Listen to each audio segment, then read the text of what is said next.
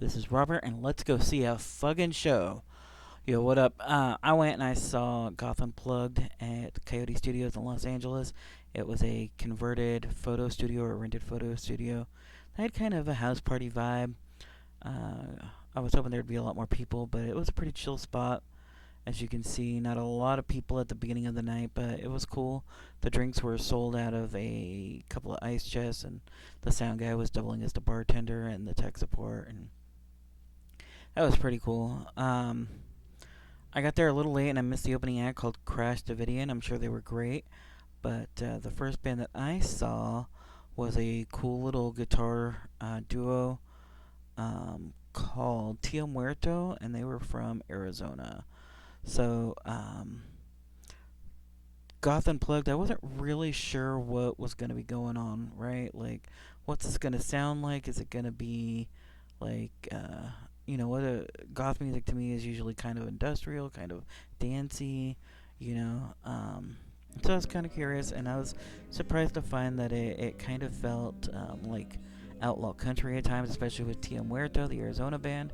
They had kind of some Spanish guitar work, and the guy's low tone reminded me of like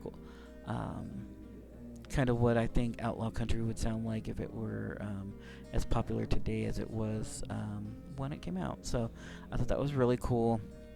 I will listen to them for a moment.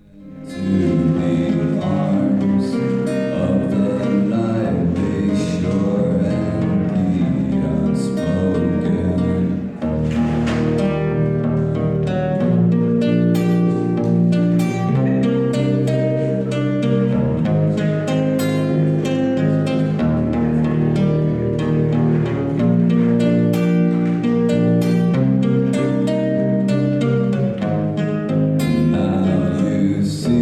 So I thought these guys were a lot of fun. Like I said, I really enjoyed their performance and the playing of their guitars.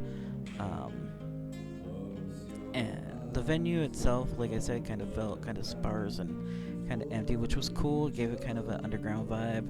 It was in a sketchy part of LA. Well, I don't want to say sketchy, but like kind of an industrialized part of LA. The streets were pretty busted up and ugly, and yeah. So I didn't know the area too well, but it was cool, and I liked hearing a lot of Latino people, being goth and cool and spooky.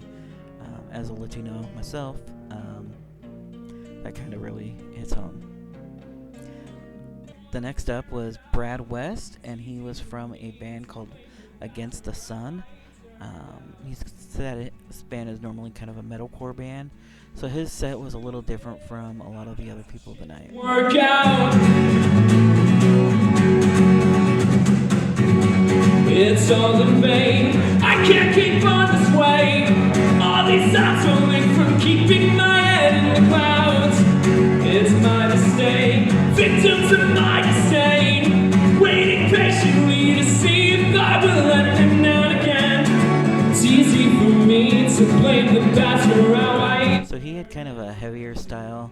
He sounded a little bit more like he was influenced by kind of pop punk and metalcore, and brought a lot of energy to the night, a lot of fun. He covered Alkaline Trio and Breaking Benjamin, and he made jokes about how his normal audience wouldn't put up with that. So I appreciated the humor and the personality. He had a lot of charisma, and you could definitely tell he's a front man. Like, he really brought it. Even though it was just him with his guitar, he had a lot of personality. So I had a great time with his set, and I really liked this song that he performed. Consume you isn't something that I realize. It's easy to blame the past for how you turned out. Next up was Skyplant. They were a goth band. I'm presuming all these bands were out of LA except for Tio Muerto, who said they were from Arizona. But Skyplant was really cool. The front woman had a lot of energy and a lot of charisma. She really seemed to have a good time on the stage, and really, she did both like sing and dance a little bit, and then also play the guitar later on seated on the stage, which was really cool. And I really appreciated her enthusiasm. They were another band that I felt really captured sort of what I expected it from the night, which is kind of like a cool, somber kind of vibe.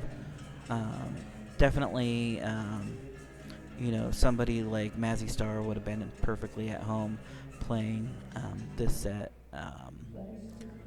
Or this show, and I think Skyplant definitely brought that same kind of energy.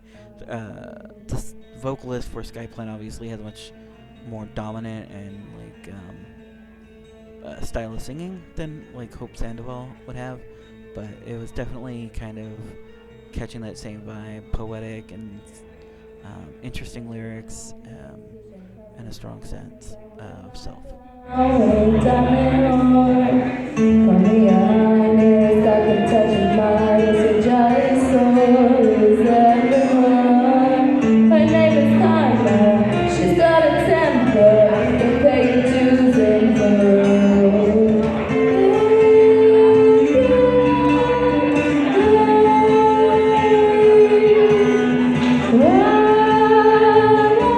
Next up was a band called Dark Roads. Sorry, I couldn't remember. Dark Roads, again, I'm assuming we're from Los Angeles. They brought kind of that outlaw country vibe a little bit too that I was talking about earlier. I appreciated that they had a drummer. They were one of the few bands of the night that had some kind of drum section, and I appreciated that it was a full band. I really enjoyed their music and thought that they had a lot of their music seemed really well organized and structured, and I appreciate when bands really pay attention to that kind of thing. And I had a good time listening to them, so check them out. To come and show their face, dancing with the shadows on the walls.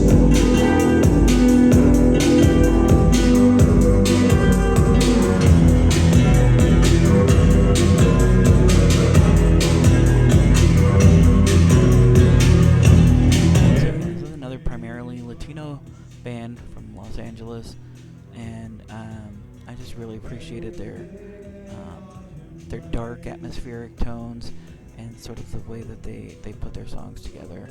This was another one that really kind of reminded me of like that outlaw country. So I got into these guys a lot, and they're one of the bands that I'm taking with me when I move forward. I'm going to be listening to them, so I hope you guys enjoyed them too.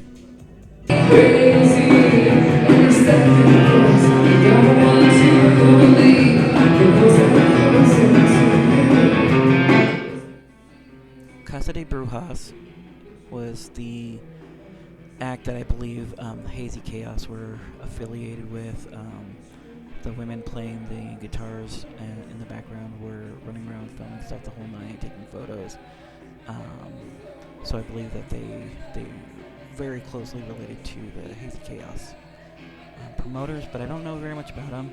I found out about the event from their social media. I had seen Jax, the vocalist, on a dating app, and I liked their band. We didn't get a match, but I liked the band, so I was like, I'm going to go check this out. And I'm glad I did. It was cool music, a lot of fun, and Jax can really sing. Take a listen.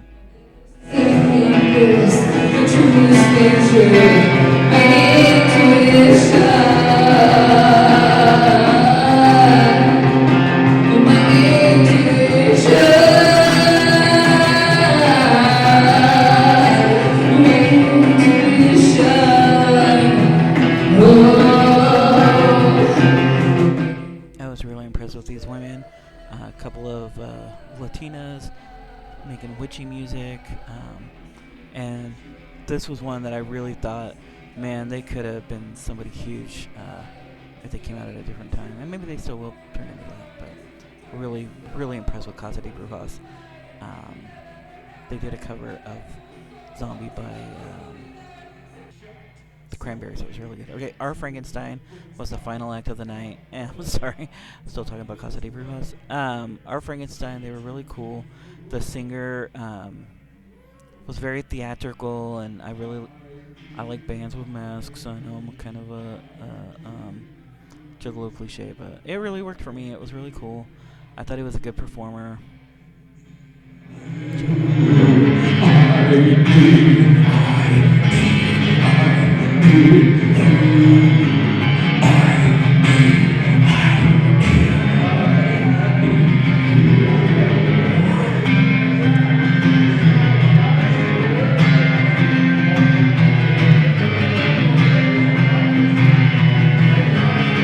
once again, this was a great night all around. I'm so glad that I went.